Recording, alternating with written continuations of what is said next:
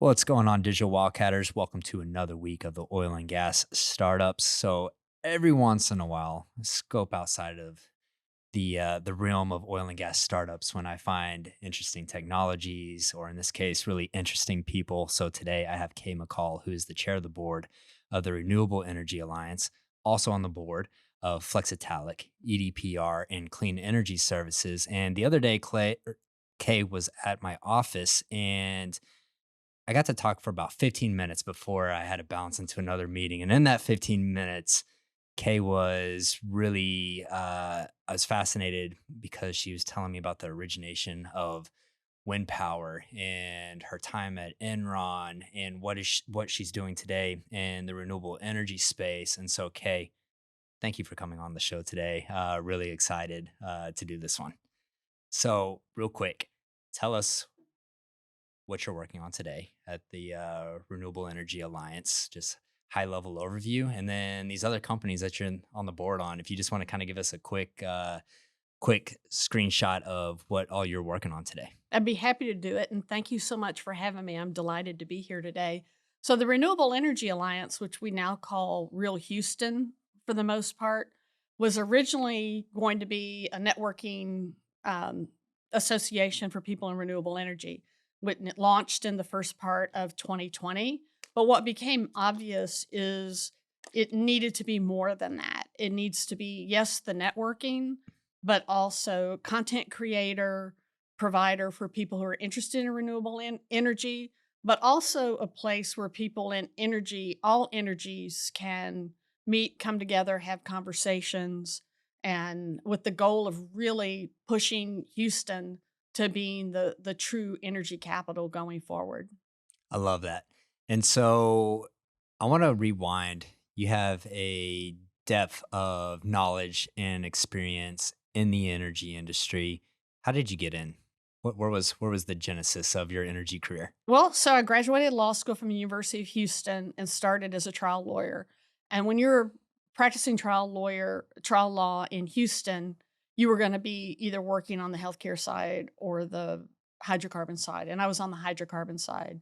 Did that for 8 years, went to work for a client in house to be their general counsel. And they were in the gas processing, gas compression business on the engineering construction side. So did that for a number of years. Got the call to go to work for Enron, which at that time, the late 80s, was like the place, late 90s, not late 80s, not that old. Late 90s was the place to be. And went over there on the engineering construction side, but soon got into the wholesale power side. So Yeah. that was my move from molecules to electrons was at Enron. At Enron, they figured, where the need is, we'll plug the people in and they'll figure it out. They Yeah. were also actually had structured training programs. If you were in the power industry, you could go learn about the oil and gas industry Oh, and really? vice versa. Yeah. Back the old school when companies had like real training. Yeah. Once it did the big dive, I went to work for GE originally on the power side here in Houston. Worked with them a bit on their new acquisition of the Enron wind business, and then worked with them on their other power holdings that they had. Then moved over to the oil and gas side of GE, and did that for a number of years. And then in 2000, that takes us all the way to 2008. I had the phone rang. I had the opportunity to go to work as the general counsel of a startup, basically startup wind energy company in Connecticut. I had two job offers. I had one to go there, one to work for Bechtel, and the one to go on the East Coast on the wind side was profoundly more lucrative financially. And so I said, okay, I'm going to go do that.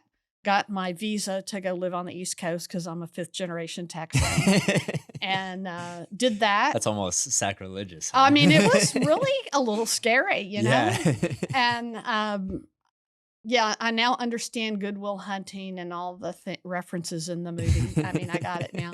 But did that. We sold the business and I came back to Houston. And when I came back to Houston, my passion was ignited for really helping Houston to transition into the city it needs to be going forward in the energy industry. Hmm.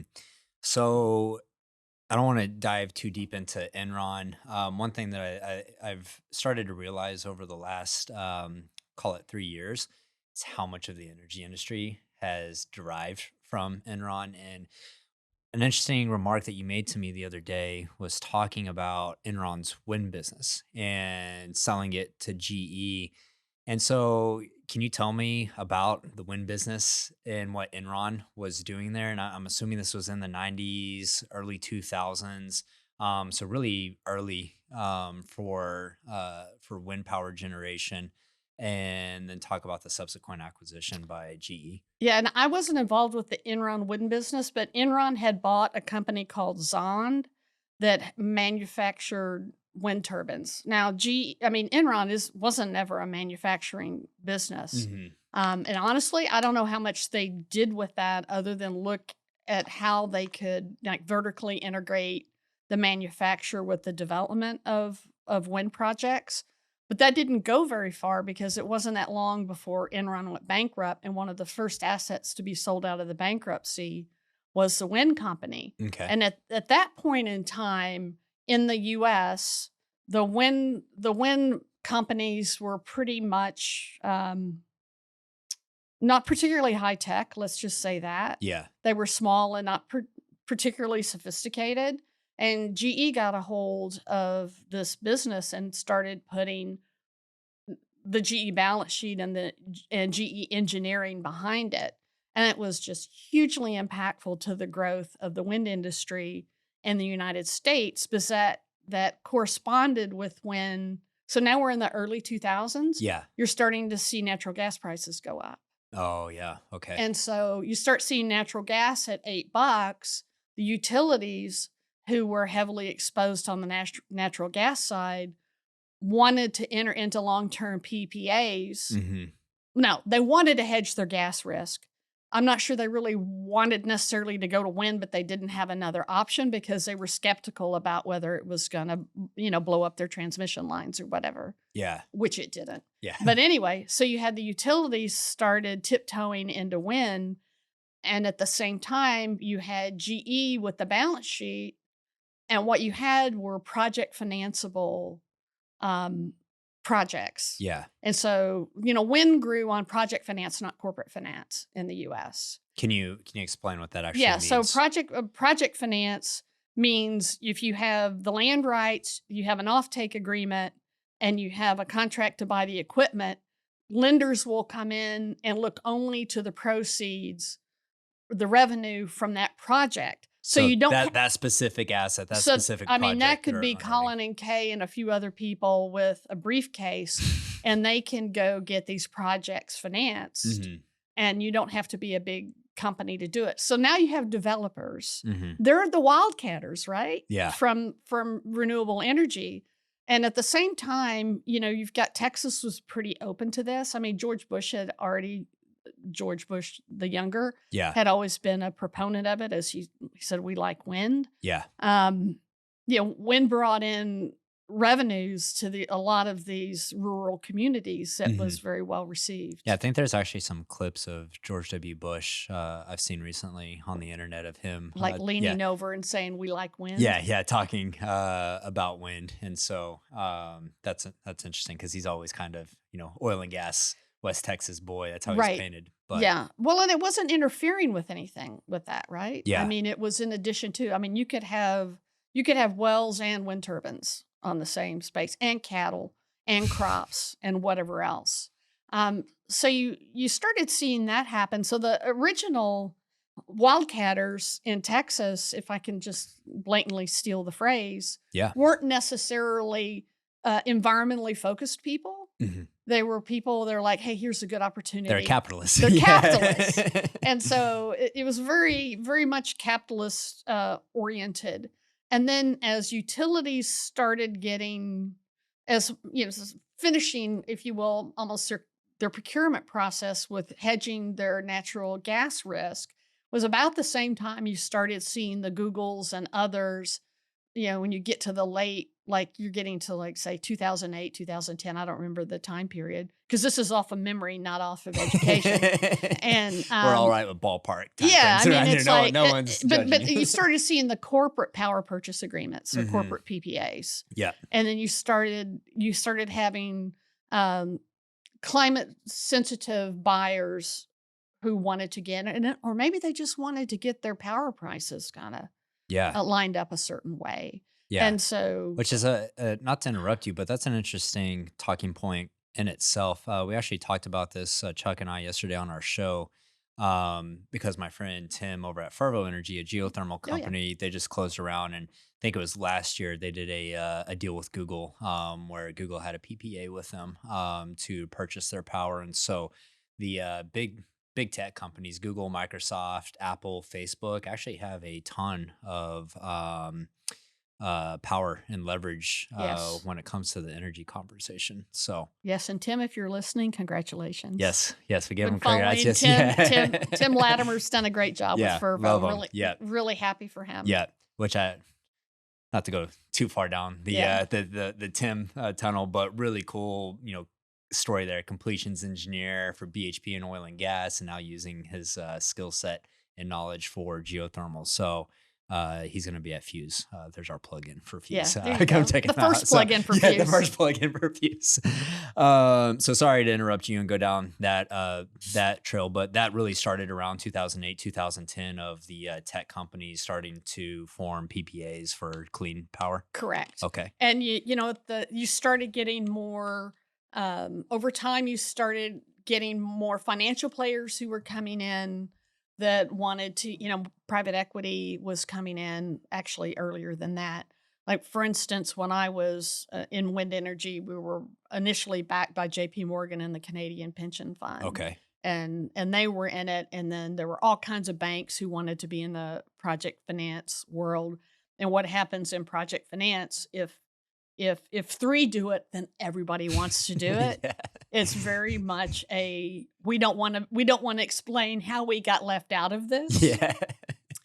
And The FOMO, the fear of missing out, is real when it comes to finance. And the other thing that GE did, GE was a tax equity player. So what GE would do, it would sell the turbines and take a tax equity position. Mm, So it's making profit off the sale of the turbines, and it's offsetting its tax exposure by being an investor in the projects where the turbines are going in. got you. Yeah.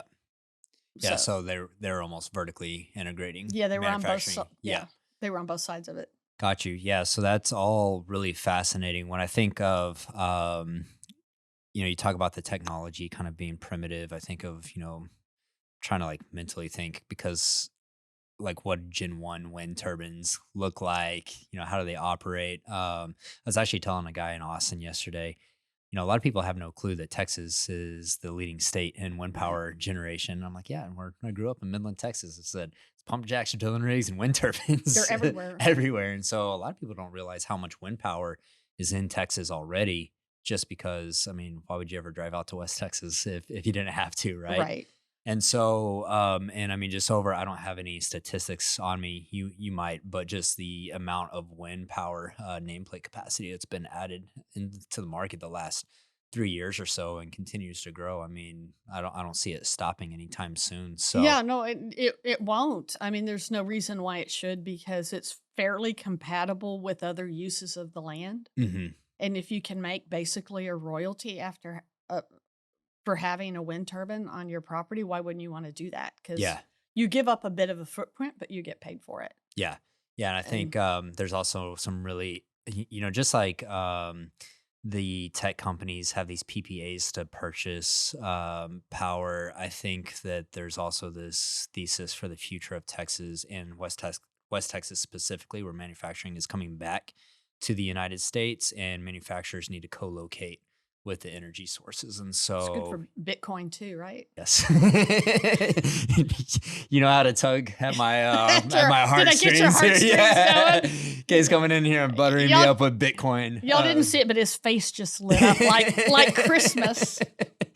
So all those things are really fascinating towards me. Now let's talk about what real is, and I understand, very aligned in the future of Houston as maintaining its position as the energy capital and really transforming and evolving alongside that. I mean, you can see our sign here in the podcast, "Evolve or Die." I love That it. it Yeah. it applies to everything. I want This in the t-shirt. particular. I want the shirt I don't know if we or the have. hat. I don't know if we have any. Come I on. know you just exposed me. We are Yes. slipping on the merch. I will get some shirts made But that's specifically the for you. truth though. It's evolve or die. Yeah. And we had Bobby Tudor on the Mhm. show from GHP, formerly TPH, and really talking. I mean, what I love about this is a lot of smart people around. Hey, what does the future of Houston and the future of Texas look like as we add new energy sources, new technology to the mix? So tell me, how did Real come to be about? How did you put this together? Yeah, so there were a group of people who were working on this concept before I ever got involved. And they basically wanted a networking opportunity for people in renewable energy because, frankly, if you went to something that was called Energy in Houston, it was oil and gas, and they weren't, you know, It's actually a really interesting dynamic because digital Wildcatters are all about building community. And so if you say energy, I mean, historically speaking, over the last 150 years, it really is oil, gas, coal, and other fossil fuels. So interesting dynamic there. You had a subset of people that were interested in renewables, but everything energy branded was hydrocarbons. yeah, so there was no place to really build that community to network, which we've discovered that's extremely important to the younger generation of professionals also. They want to connect. Yeah. And so originally that was the thought. And they were like, well, we'll have individual memberships and blah, blah, blah. I said, no, if you can't sell it to companies and ultimately can't sell it to some oil and gas interests, then you probably don't have anything that's going to work in Houston. But coincidentally, this was the same time as the pandemic started. But Okay. basically, I met Michael Skelly, who's very big in the renewable energy space, now working with John Arnold on transmission. And he said, "Yeah, well, you go launch this," because we'd sold the company where I'd been CEO. And I'm, essentially an entrepreneur at heart, I guess. And I was like, "Yeah, I'll do it." I have my own personal reasons for wanting to do it, which is a separate story.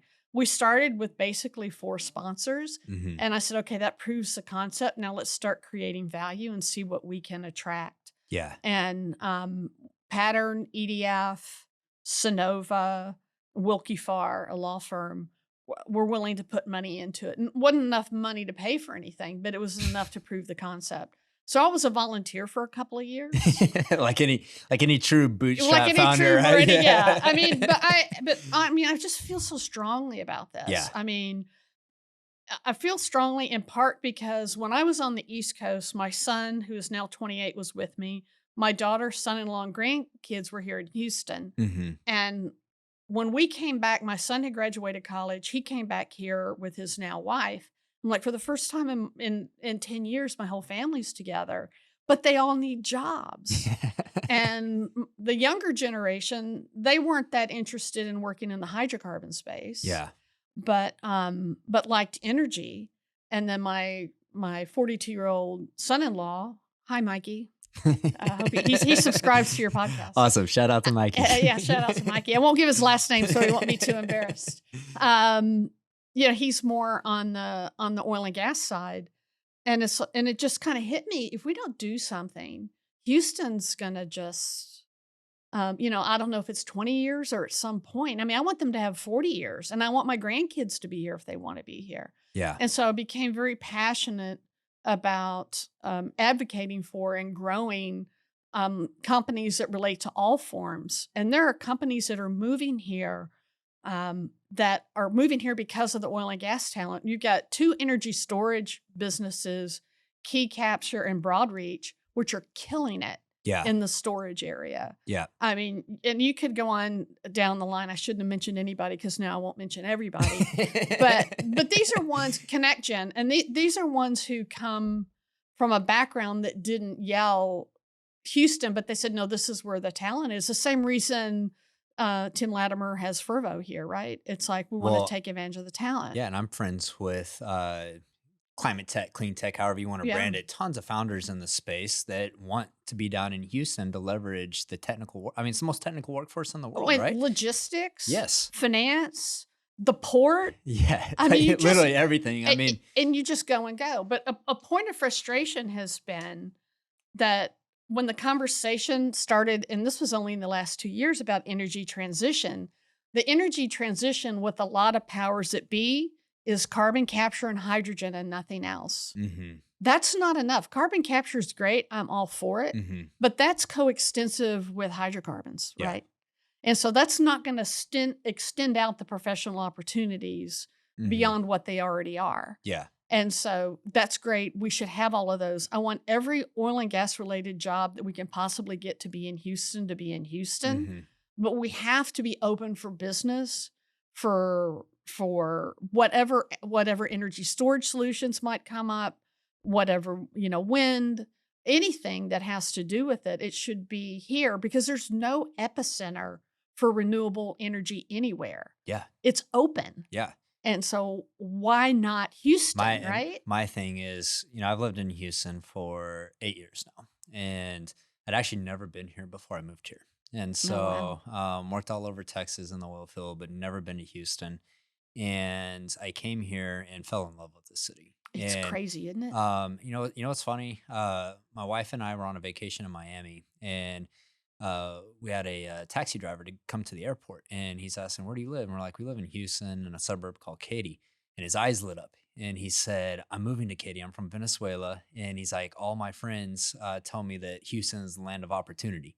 And that's always stuck with me. There's so much opportunity here. And what's cool about it in the tech space is that every city wants to become a tech city, right? But what's your competitive edge? What's going to make you the new Silicon Valley? Austin's been very successful in doing that. Denver, places like this, but Houston, You it's got like to build it. it's got to build it. And what do you have? You have the energy know-how. You have the technical workforce. You have all the companies lean in into becoming the future of energy, and I just see that as an opportunity. Well, what else we have here? We have a willingness to fail. We have a willingness to roll our sleeves up and get our hands dirty. Hmm. And we, in fact, kind of like making fun of some of those other cities who don't have that, right? But that's going to be so critical. And I can't tell you how many people I've heard from in the last 2 years since I've started doing this who have said, I came to Houston for X, never expected to like it. And now I don't want to leave here, Yeah. but I'm worried about what my job opportunities are going to be. And that's, I mean, there's been some poor messaging, right? Hmm. That, there's been the storyline about how um, renewable energy is an immediate and direct threat to hydrocarbons. That is not the case. We are in the midst of a transition. It is going to take God only knows how long. Nobody knows. If they say they do, they're lying. Hmm. But if you're 50 years old and working at Exxon, enjoy it. I mean, look, that's great. Yeah. It's important. What you're doing is important work, Yeah. and good for you for doing it. Yeah. But what we have to have is opportunities for multiple kinds of opportunities. That was always the best thing about Houston is you could work your whole career here, even though I did take that little, adventure to the east. I didn't have to, but you do you not count it anymore? You're Yeah, like, I'm true Texan. I don't no, count that anymore. I mean, it's like I always knew I was coming back. And honestly, when that job was over, I could have moved anywhere in the world, and I came back to Houston. Yeah. And I mean in Houston, like downtown, near downtown Houston. Yeah. And but we have to have that, and we got to get over this we and them thing. Yeah. Because it's not helpful. And the story I like to go back to is because I'm very much involved in it with the let's just say people under 40. When the call was made to go to the moon, and Kennedy said we're going to the moon in 9 years or whatever it was, and they had to start staffing up mission control in Houston, they started hiring 21 and 22-year-olds. And by the time Neil Armstrong walked on the moon, mission control, the average age of mission control was like 27. The reason being They wanted those people because they weren't tainted by the belief that it wasn't possible. Yeah. And there's too much impossibility talk that goes on when the reality is nobody knows what the potential of anything is right now in the energy space. And to me, that's incredibly exciting. I'm jealous of you and other people who are younger who are going to be able to see what happens. But what I also want to do is make sure that people understand how important the industry is to them. If you're 30 years old, 20 years old, I don't know that unless you're going to like cure cancer or something, I don't know how much of a bigger impact you can have than being involved in the energy industry because it touches everything. It's upstream from everything. It's everything. Everything matters. Every quality of life. That's why, oil and gas has been important globally, right? Because of what it's taken to some other parts of the world. But we got to get rid of the BS that goes on. I love that you brought up, especially, I talk about this all the time, how fortunate I feel to work in energy right now.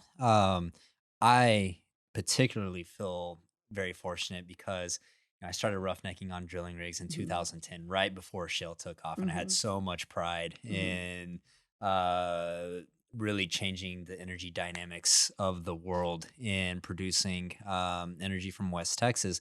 And I got to see the rise of shale firsthand. I mean, front row seat. And now really get to see what is the future of energy. And I'm a technologist. I'm forward thinking, and I think about all the possibilities, and it seems limitless, like endless, and there's so much Yes. opportunity. Nobody knows. And I Yeah. wrote a post the other day. One, I think it's sad how much energy's become politicized, which tends to happen. But I wrote this post the other day, and you can, sorry, getting an Amber Alert on my phone. You can take away anything related to climate change, and if you just want to look at energy production, here's the situation. Oil and gas has played a massive part of human society. I mean, Mhm. one of the most transformative technologies of human existence, right? Still critical today, but Yeah. it's a finite resource. The only solution is we have to discover new energy sources, improve technologies, and I think that's exciting as hell. Like, that's cool. And so you can even back out climate change or any of these things and just think of it from a pure energy production standpoint. And one thing that I tell everyone as well is that energy production is also very bound by geographical limitations as well. We don't have hydro in West Texas because there's no water, Yeah. but have tons of wind, have tons of sun, have tons of oil and gas. Up in the Puget Sound, up in the Northwest, you have hydro. Up in Canada, tons of hydro, and so it's also very dependent on what resources you have as well. And then just all the technology that's going to come out around batteries and electric vehicles. And I don't know if you've seen, I made this post. One of my VC buddies that I follow from Breakthrough Ventures posted this. He lives in California and he has a Tesla Powerwall. Mhm. And now Tesla has a deal with PG&E where you can essentially have bidirectional Mhm. power transmission. And so they gave him a notice, said, "Hey, we're going to charge up your batteries at your house. That way we have energy at Mhm. peak demand between 6 and 8 p.m." And then they paid him $20 to draw down his batteries. And I think Mhm. it was something like 15 mega. There's like 2,000 homes that are enrolled in that Mhm. program. And they were distributing 2,000 megawatts of power to Right. the California grid. That's cool as shit to me. Right. There's so many opportunities. There's so many directions to go. And I mean, you're spot on when you say it's very different depending on where you are. Yeah. I mean, and there are going to be some places that, or if you're in a very remote place that transmission, maybe outside of the US, maybe transmission lines are never going to get to you. Maybe you need solar because that's going to be your best opportunity. Yeah. But, if you're in Nova Scotia, let's not do solar, right? I mean, let's do something else. Yeah. And every technology is going to have a downside to it. Yeah. And we're going to have to make value decisions along the way. And that's why getting involved to me is really important. And also, that's why raising the energy IQ of people, like you're trying to do here, is, I should say, like you're doing here, is I didn't let's take not that. let's I not didn't. I didn't take that as a I don't dig. want to marginalize anything here, is super important because for so long, people just took it for granted. And now we're seeing that maybe you shouldn't. Yeah. And now the decisions are distributed, right? I mean, now you can make your own decision about what you want to do. Hmm. It's not all people telling you what you should do. Yeah. But I think so you said that real really started in 20 COVID during 2020, oh I'm yeah. assuming. Oh Okay. yeah. That's when everybody starts a nonprofit during a pandemic. I mean, that's Yeah, I mean, we started Digital Wildcatters and oh, that's it right. sure felt like a nonprofit. So Yeah, I'm sure it was. yeah, it was I'm sure too. you were Yeah. getting paid the Yeah. same thing I Yeah. was getting Yes, I was paid. right there with you. So, but what's pretty fascinating to me in these last 2 years is, I was trying to pitch investors back in 2020, and I had a VC up in New York City, and they're like, Colin, we love you. We love the vision, but oil and gas, it's dead. And I mean, they had every reason to believe that. Oil prices just went negative, and I mean, that was ESG's making a heavy, heavy push. You fast forward to 2 short years later, and we see the consequences of what happens with bad energy policy. And so this is why I'm like, you can't have infighting and pushing and shoving from both sides, because who loses? Ultimately, the people lose. I mean, we all want to have access to cheap, reliable, and secure energy. And if we don't have real conversations and work together to make that happen, then Well, I also believe firmly that the people whose lives are going to be most impacted should be at the table. There's not a lot of 70-year-old white dudes that are going to be impacted by energy decisions that are going to be made in the next 10 years, right? yeah, yeah, I absolutely. mean, we need to bring people in at an earlier age, even if they're not in the industry, although I think they should be, Yeah. that they just need to understand it. And so that it can be a part of what they care about and can talk about. I think you're starting to see that. This is a cool story. You might appreciate it. But the other day, a software engineer from Netflix reached out to me and said, "Hey, it looks like tech's cycling down." He's like, "I've seen all your content on energy. Can you tell me some good energy companies that may need software developers?" And so you're starting to see that we've always had this problem. How do we attract the best talent? And it was hard over the last decade competing with the Facebooks and Apples and those types of companies. But once you made a comment earlier, it's like once people actually get in the industry and they move down to Houston, they become hooked, become obsessed with it. Heard that story. I can't tell you how many times. And so really storytelling, something that the energy industry hasn't been great at Yeah. historically, is That, important. I had at one point I had a LinkedIn post about that because I went to a presentation, say maybe in I don't know, maybe April, I don't remember when it was, but after the Ukrainian invasion had started, and it was a presentation to people who sit on the boards of energy companies, meaning mostly oil and gas. And the investment banker was saying, I put a slide up that says, what are the oil and gas companies doing with the mountains of cash that they're going to get from this? Hmm. And I'm like, you don't even understand that that's horrible messaging. I Yeah. mean, that's like, I mean, I understand that that's an issue, but it's poor messaging. Hmm. And I mean, it was just tone deaf. Yeah. And it's like, you know, seeing this, well, here's an opportunity to work on some of these things that the younger generations care about. Hmm. Yeah. And the guy said, how much stock can you buy back? I mean, you can only buy back so much. I'm like, there's such an opportunity to message in a positive way that could invigorate people either working in the oil and gas industry or might be considering it Hmm. versus kind of taking that, oh, we're going to have a big windfall from this war and la-di-da, what are we going to do? Yeah. And to me, it was a missed opportunity. It Hmm. was in a small setting, but it was reflective, I think, of the fact that the messaging has not been well thought out. For too long, it was too negative and it was denying things that other people were past denying, Hmm. and it impacted the credibility. Yeah. And there's a message there that can be positive, and the companies are starting to see it. I think Oxy's doing a good job with that. Yeah. We I, just you it's know, funny. We just talked about that yesterday too, about what Oxy's doing with carbon capture and really forward thinking how do you what's the next evolution of an EMP look like? and they message it well. Hmm.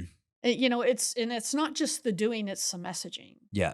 And it's like you have a message, but you need to quit worrying about you know hating wind or solar, and you Yeah. need to be more focused the messages are just outdated, Yeah. but they're Yeah. starting to turn. Yeah. And I think, I think, yeah, I think they're starting to turn. And I think that you're starting to see that. And, there's some pretty cool things out there happening too. Like Matt Gallagher and what they're doing comes to mind right now.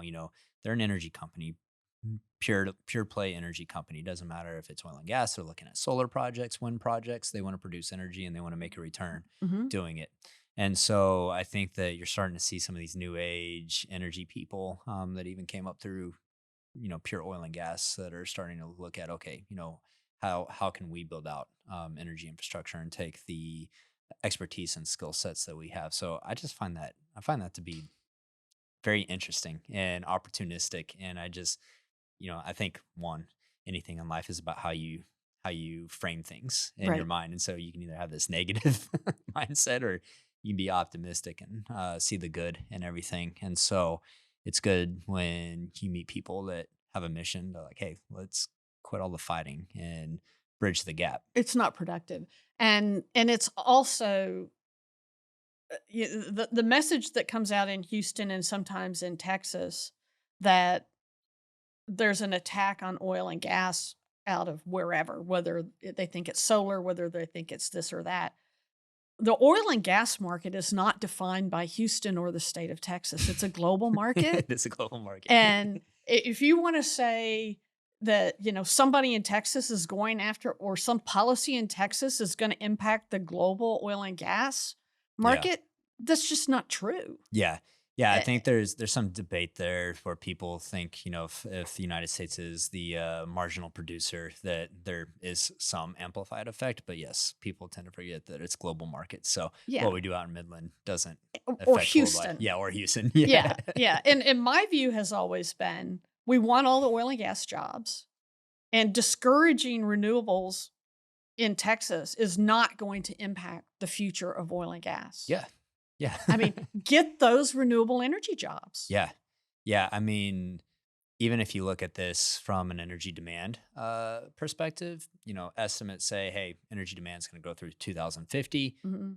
That's not definitive. Could keep going for who knows how long. But with that, I mean, even if you assumed oil and gas's allocation of energy production dropped down on a percentage Mhm. basis, could still be 100 million barrels a day. So there's Mhm. still, I mean, look, what are you protecting or fighting against? You might as well get all of those jobs and like I just don't understand why you can't have it all. But see, I think this was when I finished being the CEO of the wind energy company and came back to Houston and started looking around.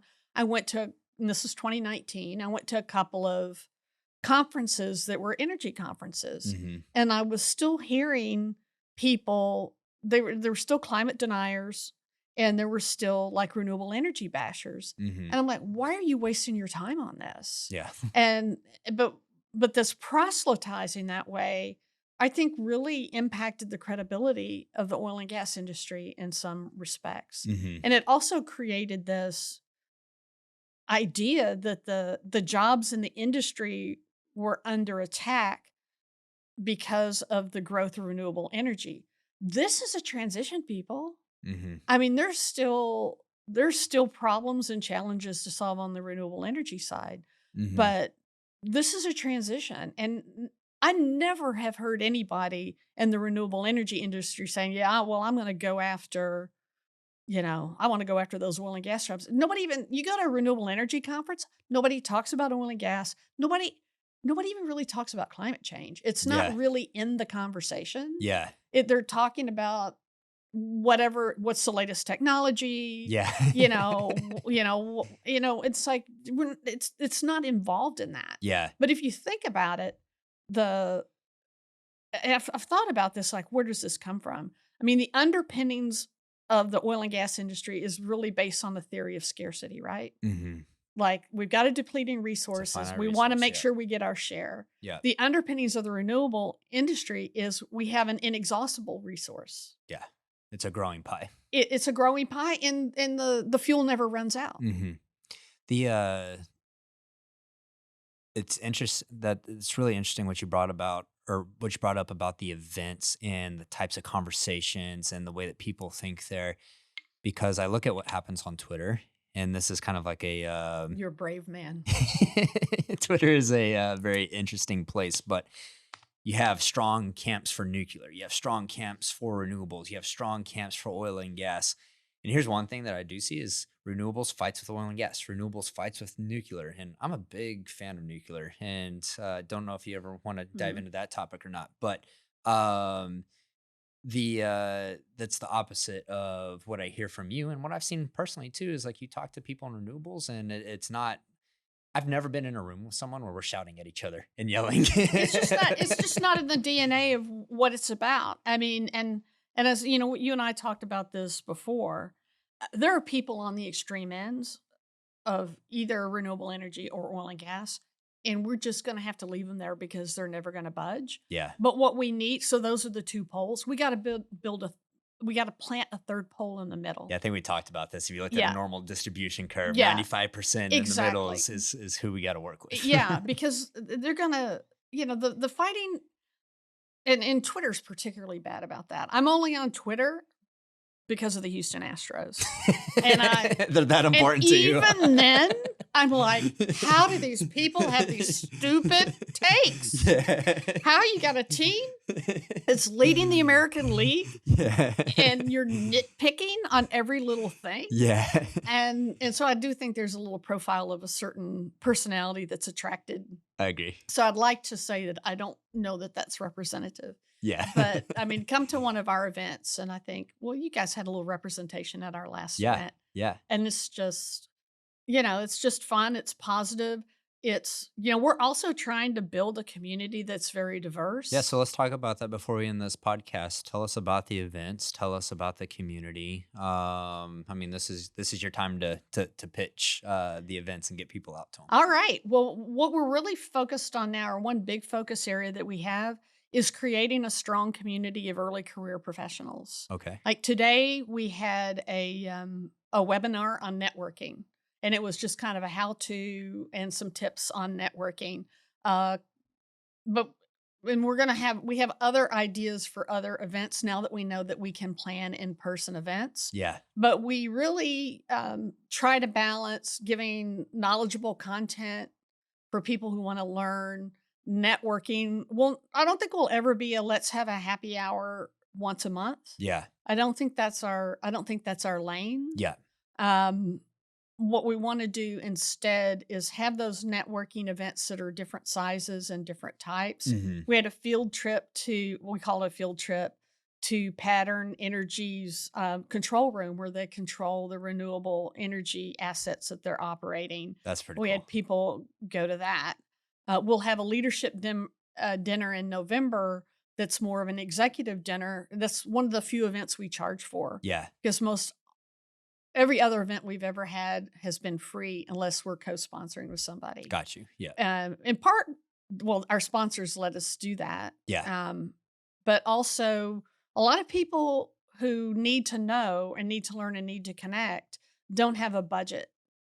Mm-hmm. And so, Yeah. it was particularly true in 2020 and 2021. Mm-hmm. But we want we want to build the community that you want the industry to look like. Yeah.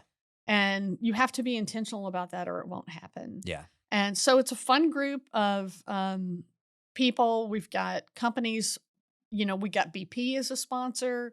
We've got startups. Tim, if you're listening to this, I'm coming for you, that are sponsors, and everything in between: Sonova, Oceaneering, Yeah. Mercuria. I mean, now I've done it. I mean, there's over 30 sponsors, and I can't. That's awesome. I can't. Yeah. name them all. Okay. But they're very supportive of having content that is continually attracting people to the community. Yeah. I mean, we're all about community building. And I think, our thesis of getting people together is you have these collisions, and those collisions are the catalyst for ideas and opportunities know. and collaboration. You never know. I can't tell you how many times I've ran into random people that 3 years later down the road we're working together. And so, I'm really glad coming out of COVID that we have the opportunity to have those in-person interactions, because they're vital and Right. important. And I mean, that's why I love Houston, because you have the opportunity to run into those types of people. Right. So If someone's interested in one, becoming a sponsor, or two, joining the community and coming to the events, how can they find Real? What's the website URL? Are you on LinkedIn, etc.? I have to apologize for the URL. I made it up sitting on my sofa. And it's crappy. It's renewableenergyhouston.org. Okay. But Google That's finds us pretty quick if you do Real Houston. that's not as bad as you were making it. So It's I don't pretty think long yeah. though. And then we're active on LinkedIn, and that's our only social platform that we use. All right. And you can sign up for a newsletter. We've gotten our newsletter following is over 3,000. You'll appreciate that. We got a 40% open rate There on you our go. newsletter. She's dropping the marketing For statistics for now. marketing people, And just so they're if, like you- going, if you don't know, if they're you're going, just oil and gas engineer, I mean, 40% open rate is amazing. It's stellar. So yeah, and very good. it's well, our list is made up of people who've either signed up specifically to get on the newsletter or they've registered for one of our events. Yeah. And we only send a newsletter if we have something to say. Awesome. You're not So spamming people. No, you may go a month and you don't see anything Yeah. because it's like, oh, our event hasn't come together Yeah. yet. So if you're listening to the show, I'm gonna check out. I had to miss the last event, but Matt from our team got to make it and had great things to say. So hopefully I'll get to make it to the next one. If you guys want to check it out, we'll leave a link in the show notes. That way you don't have to go Google it yourself. We'll make it easy for you. Kay, thanks for coming on the show today. Amazing breadth of knowledge in renewables and wind, and looking forward to transforming Houston alongside with you. It's exciting. I look forward to our collaborations. It's the beginning of a beautiful relationship. right? Absolutely. Guys, if you like this show, make sure to share it. Share it with a friend, text it, email it, share it on LinkedIn, share it on Twitter. Appreciate y'all. We will catch you next episode.